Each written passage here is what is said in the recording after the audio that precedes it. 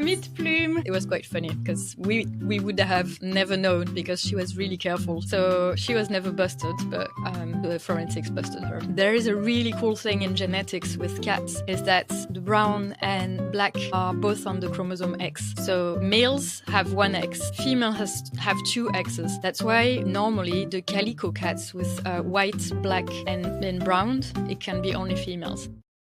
I'm a neuroscientist, so I was a researcher for 12 years. After my PhD, I work in neuroscience on epilepsy. And since almost 8 years, I moved to being a freelancer in science communication. So basically, my job is to help scientists share their research, their story with lots of different ways. I could be with podcasts, with trainings, with hosting events and like creating events. I'm the international director for the Pint of Science Festival, which is a 3-day festival around the world. So it's the 3 same nights from Australia to the US. And we have researchers going to pubs and cafes talking about their research during the same 3 nights. So it's really cool. You can have a look at that. And I do a lot of things around science and research and communication. So I got into research. I always loved science from high school. So I wanted to be a teacher at the beginning when I was doing university. And I think I went into research on a misunderstanding because I went to the university and I asked what's the best way to be a teacher. And they said, oh, if you want, you can be a teacher researcher. So you do a PhD.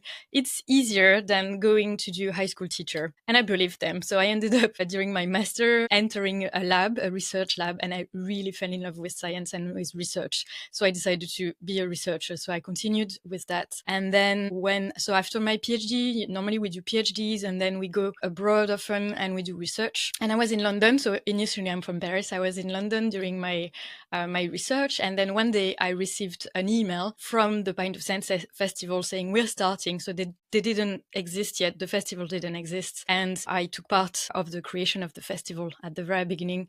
And then I loved it and I created the French branch. And then I've been expanding it ever since. So I think it's my love for communicating and teaching that then met science. So the science communication, it's really communicating science in any way. You know, it could be writing blogs, writing book, not very much into writing and more into oral kind of things, like podcasts, like events where either you meet people, in cafes, in conferences, really all kinds of events. You can have podcasts as well, some content on the internet. Science communication is very broad. It's basically communicating science. It could be to students, could be to a very general public. You don't get bored because there are so many different ways to do it. I think often for scientists, the complicated part is that we often want the details to be shared. And the problem is that the more we get into the details, sometimes it's too complicated, it's too technical. But as scientists often want to keep them, so that's the tricky part, to try to be general, not give too many details that would be just like too complicated, but also explain enough, not to be too general.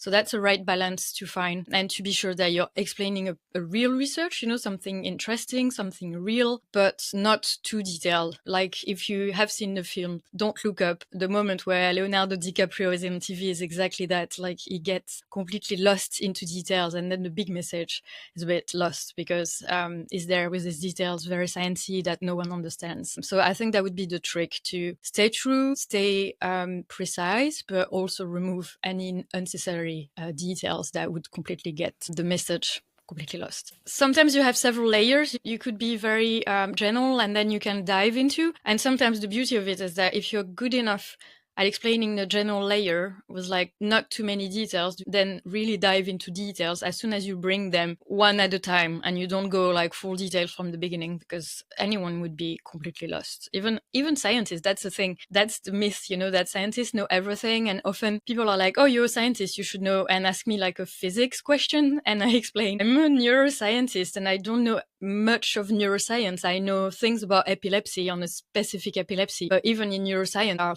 tons of stuff I don't know. But in the general public, mind, a scientist knows everything on everything. So they ask you like physics questions and that kind of thing. And it's not what we know. So even sometimes when you discuss scientist to scientist, you actually have to make sure you transform the way you talk because it could be too detailed. Not everyone knows your vocabulary, your jargon, your detail on the things you're working on.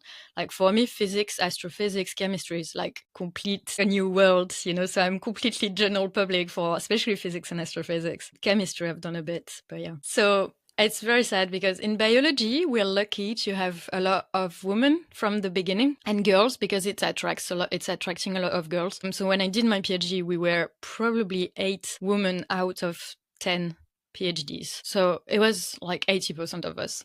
But then the more you go up, the less women you see. And often most of the bosses, they are going to be guys. So it's going to be reversed. We are going to go from like being 80% of the population to be like 10% of the population. The more you go, because it's very competitive. It's still sometimes old school boys club kind of thing. So sometimes it's a bit harsh to be a woman in that world because they are still preferring to give like opportunities to men sometimes just because it's the ways they've always done. Science, the beauty of it, and also the very scary part is that you're a bit like an explorer. You're going to places where people have never been. So it's not something you control because you may be super smart. You may have read all the articles and formed super cool hypotheses that might be right. At the end, you might be completely wrong because it's something else that you didn't think about. So it's true that you're jumping into the unknown. In a way, the cool thing when you've done research and then you go to another job is that you're super used to being adaptable, like knowing the unknown, learning a lot of things. But it's true that it's like going to discovering some land that hasn't been discovered yet. So you're kind of thinking, okay, this might look like that. And then you go and actually it might be what you think, or it might be looking completely different because you didn't think about a parameter, you know, and it's going to be like, oh, I'm going to go somewhere and it's going to be very sunny, very warm. And then you arrive and it's completely like ice caps and everything. And it's just because you didn't think of whatever. But it's the really cool part of it is that you're discovering so many things. That it's true that it's completely uncontrollable. 2025 is a very big year because it's the year my cat is turning 20, which is an incredible, like big number for her. I'm thinking about what I'm going to do for her birthday. But apart from that, it's the first time, I think, as a freelancer that it's been 8 years almost I'm a freelancer. And it's the first year I have a bit of visibility. I think 2025, I'm going to relax.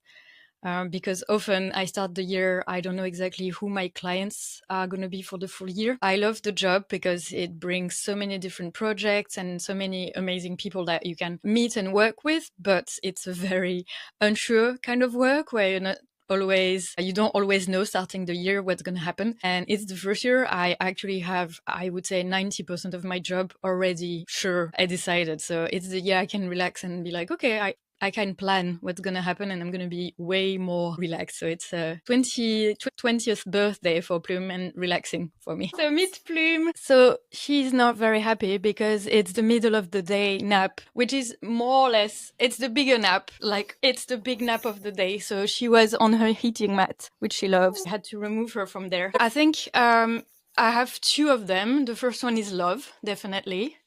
I've been loving her. I have her. She's coming from a refuge, an association that got her. It's love, as you can see. And the second one that I'm really quite sure it helped is that when she was around 10, I had a very bad backache. And my boyfriend at the time, he bought me a heating mat to put on the bed for relaxation of the muscles of the back. But this little one, she decided that it would become her mat. So it's been 10 years. She's sleeping on a heating mat. So now she has 2, one on the bed, one on the sofa.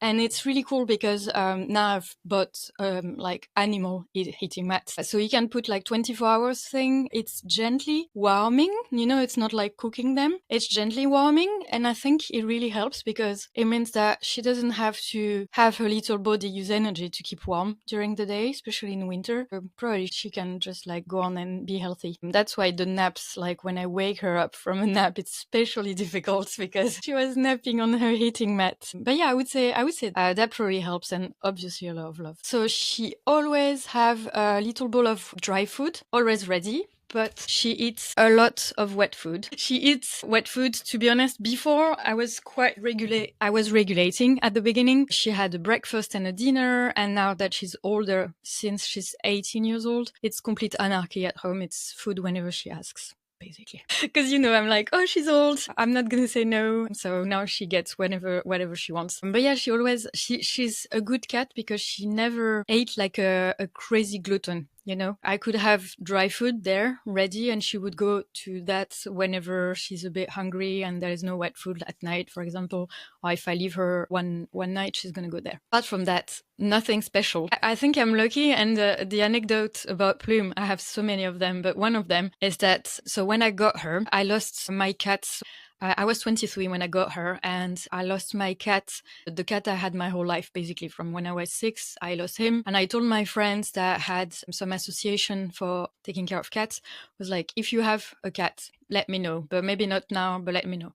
And one day she called me and she told me, I have the cat. We got a mama cat in the association. We got her from outside. She gave birth in a garage and all the kittens are already adopted, but there is this little kitten that no one wants. Do you want to come and have a look and meet her? And I met her and it was love at first sight. She was really, really cute, but it's true. She was like half the size of the other ones. And I got her and no one wanted her because everyone was saying that she would be weak, but she's 20 now. So I guess the size doesn't always matter, when it comes to that. And yeah, so she was really cute and she's not very big. She's 3 kilo. So it's very small cat still. But yeah, they were like, oh, she's too weak. We don't want her. So I got her and she's absolutely not weak. She's sleeping a lot. She likes, comfy places. She's not going to hunt mice or birds outside in the garden. She's looking at them from far, but she's not going to do anything. She's sleeping a lot, but yeah, she's good.